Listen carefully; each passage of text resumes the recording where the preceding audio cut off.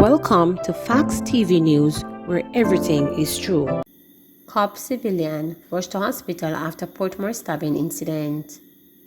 A policeman and a civilian were seriously injured in a stabbing incident in Hamilton Gardens, Portmore, St. Catherine on Saturday evening. Reports reaching reporters are that the policeman was alerted to a dispute between a man and a woman. After the policeman intervened in the argument, the cop and the man were reportedly stabbed by the female. The injured officer and the man were reportedly taken to hospital in serious condition. Award-winning actor Christopher McFarlane has died. Award-winning actor Christopher McFarlane has died. "I am in shock," comedian and actor Christopher Johnny Daly told reporters. "I got up this morning and I heard Chris had died. I thought it was a rumor, but it was confirmed by close friends and relatives. I am literally still trying to process the news." Broadcaster Dale Harris also tweeted, "Can't get no more Chris." She could not be reached for a comment. "I only heard he was in the hospital and he passed away. It was sudden," actor Junior Half-a-Dog Williams said. McFarlane had had a stellar career in local theatre and film. While still a student at the Edna College of the Visual and Performing Arts, McFarlane was nominated for an Actor Boy Award for his performance in Dennis Scott and Echo in the Bone. He eventually won the Actor Boy Award for Supporting Actor for his performance in Bassett Darkins, Who God Bless, and followed that with another Actor Boy Award, this time for Best Actor in a Lead Role for his outstanding work in A Tempest. McFarlane has held major roles in productions such as A Raisin in the Sun, Against His Will, Country Duppy, What Is For You, and for a sterling role in the play Judgment. He was nominated for Best Actor in a Lead Role for his work in Appropriate Behavior. He also landed leading roles in several Jamaican films such as Get a Life, Goat Head, and Better Must Come. 6-year-old boy dies after being swept away by floodwaters in St. James. Residents of Catadupa district in St. James remain in disbelief over the death of a 6-year-old boy who was on Thursday swept away by floodwaters. He is Giovanni Kidd, who was a student at Catadupa Primary School, which is located in the community. The incident happened sometime around 2:30 p.m. as the child was making his way home to the community of Belfront, which is in Catadupa, shortly after heavy rains in the area. It is reported that on his way home, the boy came upon a ford, which he needed to cross to get to his home. While crossing, he reportedly fell and got swept away. Concerned relatives reportedly went in search of the child when he did not arrive home. They later discovered that he fell in the ford and was swept away by floodwaters. A report was subsequently made to the Cambridge police, and a search party involving residents and community members set out to find the child. His body was later found in the Catadupa River. Herbert Marsa Tech security guard stabbed in fight with woman over dress code. A security guard at Herbert Marsa Technical School in St. James was reportedly stabbed in his left shoulder on Friday during a fight with a woman over an alleged dress code violation. Principal Paul Adams said the woman sought to enter the school's compound to watch a football match when she was barred. He said the woman was not appropriately attired. "The school rule is that you can't wear B-ride or compound the plant when students are there," Adams said, noting that for the woman, too short is a kind way of describing her attire. The incident happened around 3 p.m. Two women, including the one with the alleged violation, breached security and then attacked him with a pair of scissors, the principal alleged. Adams said the police were called in, but by the time they arrived, the women had left the school. He said the guard was treated by a local medical doctor and sent home. Parts of the incident were captured on video, now circulating on social media. It appears students were among the witnesses. The Corporate Communications Unit of the Jamaica Constabulary Force said it was not aware of the incident, which may be because it did not involve a fatality. Telephone calls to the head of the St. James Police went unanswered. During a parliamentary address last week, Education Minister Favour Williams urged parents and students to obey school rules. Woman and sons killed in Mobile crash were rushing to hospital. Thursday night's motor vehicle collision in St. James, in which a woman and her two sons were killed, reportedly occurred as they were rushing to hospital. The deceased have been identified as 75-year-old Hazel Thompson, housewife, 56-year-old Clifton Thompson Mason, and 54-year-old Barrington Thompson Mason of Unity Hall in St. James. The men were reportedly taking their mother, who had fallen ill, to get medical attention.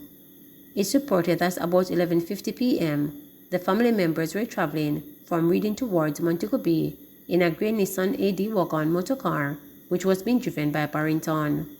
On reaching a section of AGS Coombs Highway in the vicinity of ATL Motors, he lost control of the vehicle, which crashed into a median. The police were called, and on their arrival, the injured victims were rushed to Conner Regional Hospital, where Hazel and Cleveland were pronounced dead on arrival, and Barrington died while undergoing treatment. 2 other persons were also reportedly injured in the crash. Workers stole of alleged cattle theft during purchase as seller fled, says Juicy Patties. Fast food company Juicy Patties Jamaica says its employees were in the middle of a cattle purchase on Friday in St. Anne when they were told that the cows were allegedly stolen. The workers, who have now been charged with murder larceny, were intercepted with 2 company vehicles during a police operation in Alexandria. Juicy Patties says it has placed a public advertisement inviting farmers wishing to sell cattle to get in touch with the manager, according to a statement issued late Friday. The company says a seller responded and arrangements were made for the animal to be inspected and transported to a scale with a view to purchase them. The Juicy Patties of Jamaica drivers went to the location and began to load the cattle.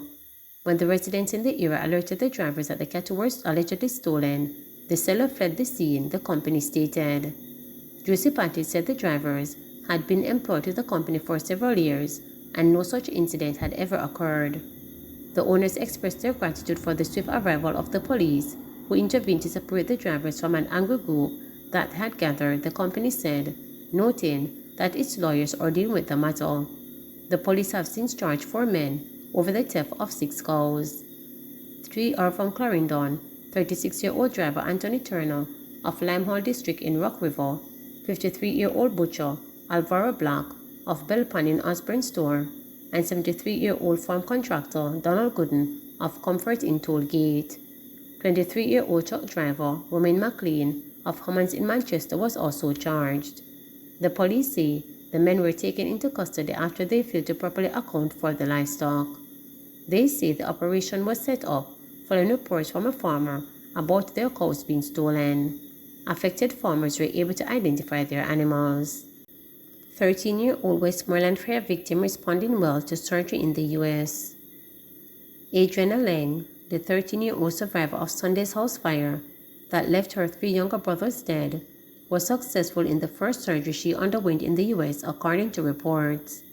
While it is not clear how many surgeries the teen will have to undergo, she spent her first night undergoing a 2 to 3 hour procedure. She did her first surgery and she came out of it stable, and she still has more to do, Stephen Joseph, project manager of St. Mary Foundation, told reporters on Friday. St. Mary Foundation assisted in transporting the teen to the U.S. We just want Jamaica to continue praying out of love for her at this time, said Joseph, who pointed out that the teen has responded well to the surgery and is currently in a stable condition. She has a long road ahead of her, and they are taking it step by step, Joseph added. The teen was airlifted to the U.S. by Trinity Air Ambulance at the Norman Manley International Airport on Thursday. Upon arrival, Leng was taken to the Joseph M. Steele Burn Center at the Doctors Hospital of Augusta, the largest burn center in the U.S., where she immediately underwent treatment.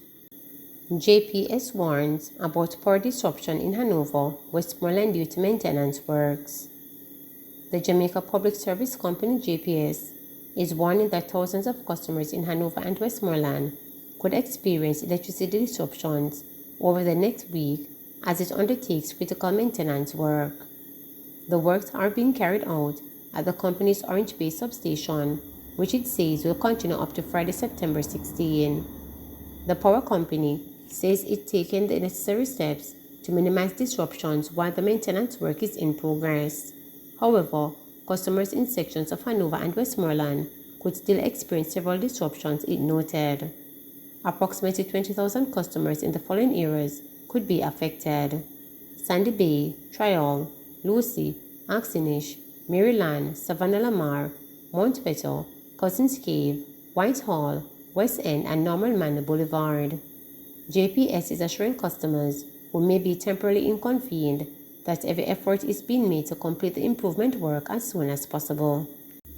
Police Chief laments putting cops in schools. Police Commissioner Major General Anthony Anderson has lamented the need to put police officers in schools to prevent criminal gangs from recruiting students. He made the comments on Thursday while giving an update on the work of school resources officers who are members of the Jamaica Constabulary Force. He said there are 211 resource officers in about 154 schools across the island. We will see how the program goes, but you shouldn't really have to have police officers policing students in schools, Anderson said.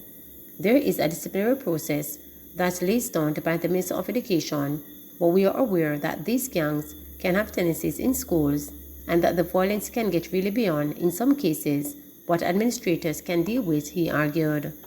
The Commissioner's update followed the start of the 2022-2023 school year on September 5th. Anderson was speaking with reporters on Thursday following a closed-door meeting where he was briefed by the head of the Westmoreland Police Division, Senior Superintendent Wayne Joseph, on the operational plan to respond to the spate of murders in the area. That briefing was triggered by the death of 3 people who were among 7 shot by criminals in 3 separate incidents on September 7. Please remember to subscribe, like, share, and click the notification bell.